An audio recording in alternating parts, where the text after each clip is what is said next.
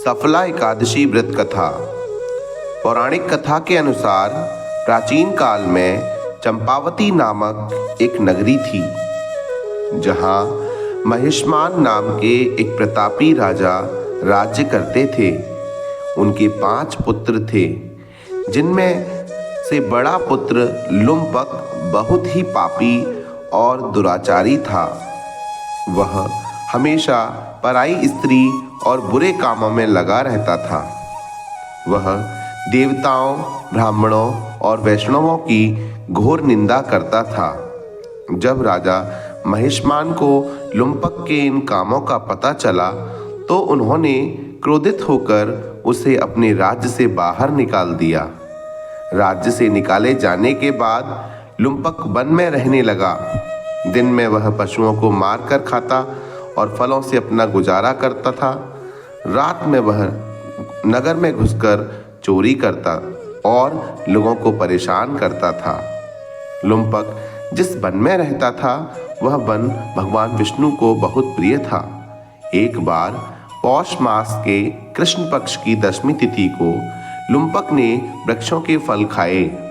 वस्त्रहीन होने के कारण उसे पूरी रात बहुत अधिक सर्दी लगी रही और वह ठंड से ठिठुरता रहा, जिसके कारण वह सो नहीं पाया। उसने पूरी रात जागकर बिताई। अगले दिन यानी एकादशी के दिन भी ठंड के कारण लुम्पक बेहोश हो गया। दोपहर होने पर जब सूर्य की गर्मी से उसे कुछ होश आया तो वह भोजन की तलाश में वन में गया, लेकिन शिकार नहीं कर सका।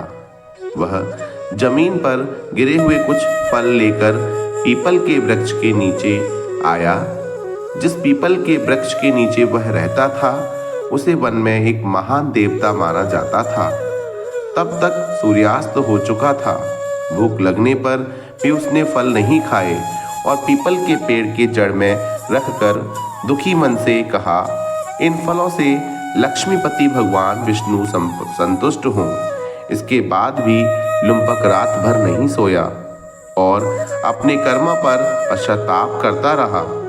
इस प्रकार अनजाने में ही लुम्पक से 10वीं की रात भर जागरण, एकादशी का उपवास और रात में पीपल के वृक्ष के नीचे जागरण हो गया, जिससे सफला एकादशी व्रत के नियमों का पालन हो गया।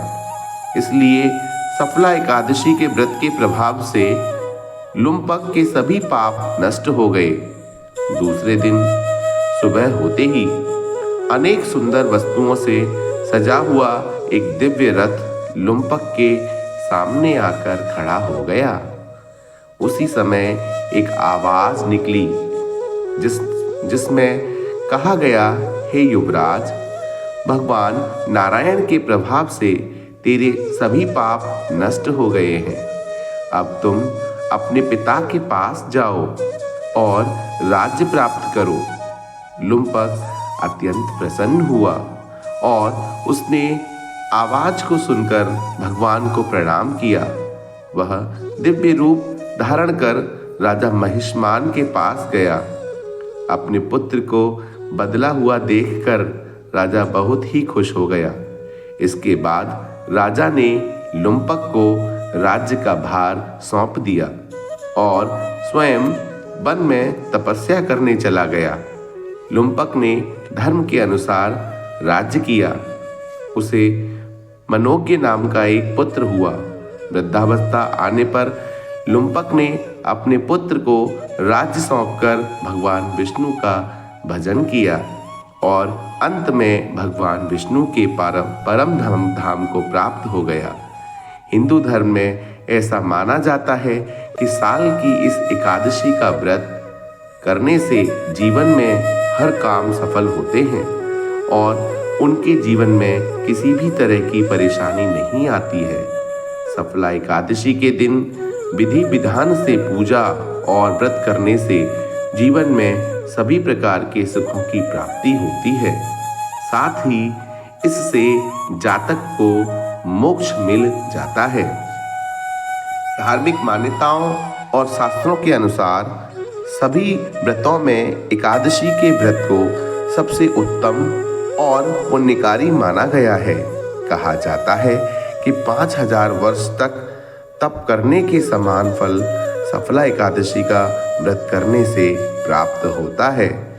साथ ही व्रती को भगवान विष्णु की विशेष कृपा प्राप्त हो सकती है। बोलिए जय श्री विष्णु, जय श्री विष्णु, जय श्री विष्णु।